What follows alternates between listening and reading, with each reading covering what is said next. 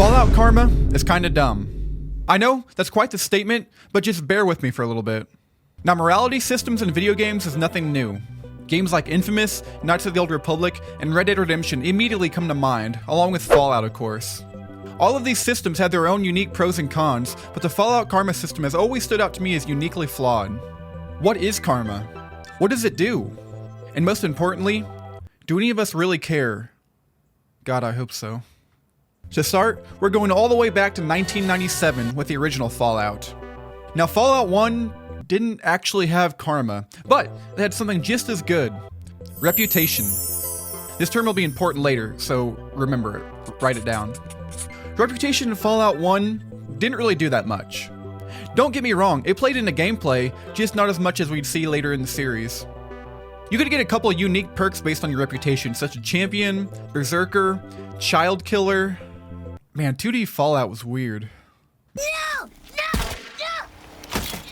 So a year later, Fallout 2 comes out, and the fine folk of Black Isle Studio decide to give the morality system a complete overhaul.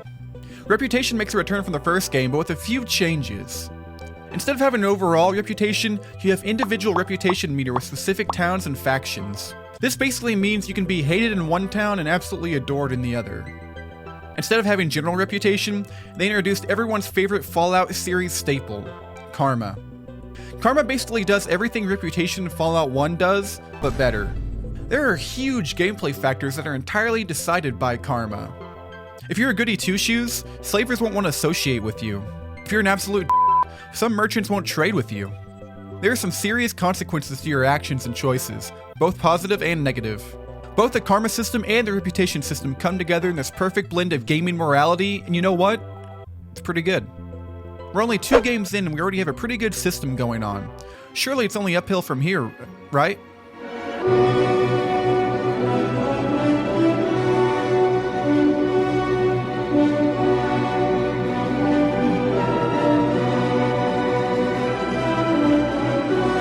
Before we go any further, I want to preface that I like Fallout 3. Quite a bit, actually. I have issues with the game, as most people do, but it's pretty cool. I like it. Alright, now that's out of the way, karma in Fallout 3 is a disaster. So karma in Fallout 3 is measured on a scale from -1000 to +1000, with positive and negative being good and evil, and 0 being neutral. Reputation has been completely tossed out the window in favor of this oversimplified karma system, and I think that's where it falls flat. When your morality system is strictly number-based and can be exploited so easily, it might as well not even be there at all. The number value tied to each action is so oddly inconsistent as well. Take the nuke in Megaton. If I decide to detonate the nuke, I instantly lose 1000 karma and become the most evil person in the wasteland. And rightfully so. I just killed a town full of men, women, and children. And for what? A penthouse?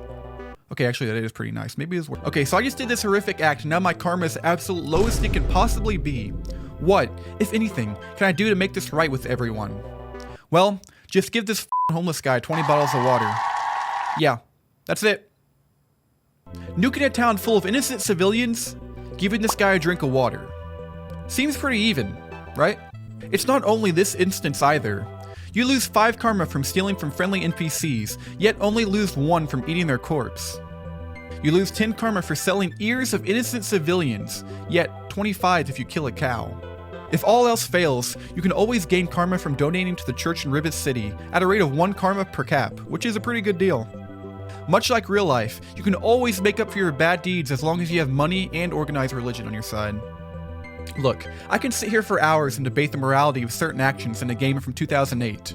In fact, I actually had to cut about 3 hours of footage just now, but the point still stands. The karma system doesn't really work in this game. It seems like they didn't want to overcommit and lock players out of content based on karma, but that in turn makes karma feel kinda useless. This fence-sitting game design ideology just shoots them right in the foot. Now there are some things that are dependent on karma. When your karma is either too high or too low, bounty hunters are sent off to you, the regulators or a talent company respectfully.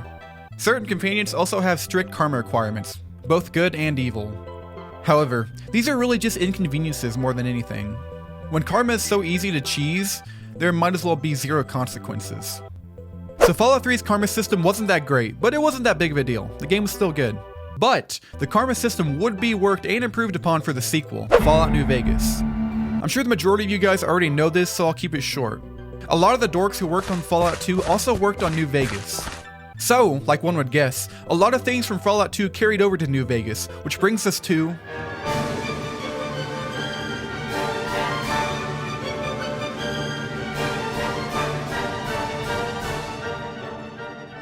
This might be a controversial opinion, but I'll go out and say it. Fallout New Vegas is a good game. One of my favorite things in the game is the return of the reputation system. Much like in Fallout 2, karma and reputation work together hand in hand. Karma works the same way as it did in Fallout 3.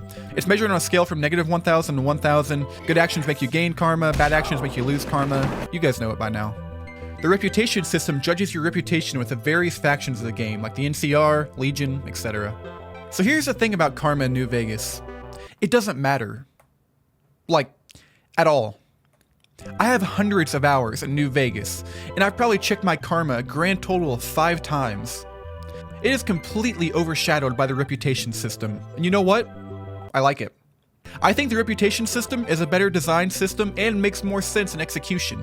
It's pretty much a perfect modern interpretation of Fallout 2's system, but even better. So we're like 4 games in and finally have a pretty decent system going on. Better late than never, I guess. This brings us to the state of karma in modern Fallout. Yeah, from Fallout 4 on, there hasn't been any karma in Fallout. Like, at all. You know what? I'm glad. For all of Fallout 4's faults, the removal of the karma system isn't one of them. You can still be the good guy, or the bad guy even. It's just now there isn't some arbitrary number going up and down telling you this. There are still consequences to your actions, but they feel more organic this time around. This guy doesn't hate me because my karma fell under a certain threshold. He hates me because I killed his dad. Sorry. My only real complaint is why they didn't bring back the reputation system. Literally all they have to do in Fallout 5 is add a more fleshed out reputation system and boom, problem solved. Please, Todd.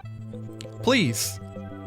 This was a nice look back at the history of karma in the Fallout series. RIP Karma. You're gone, but probably won't be missed. How do you guys feel about Fallout Karma? Was it an underrated game mechanic, or are you glad we ditched it? If you enjoyed the video, liking and subscribing is the best way to support the channel directly. We also have channel memberships now, so if that's something you're interested in, click the join button down below. Lastly, we also have our channel Discord server that you guys have to join. It is the best way to get a hold of me directly, and we do a bunch of fun shit in there. It's great. I think that's all from me. Thanks for watching. Have a good day.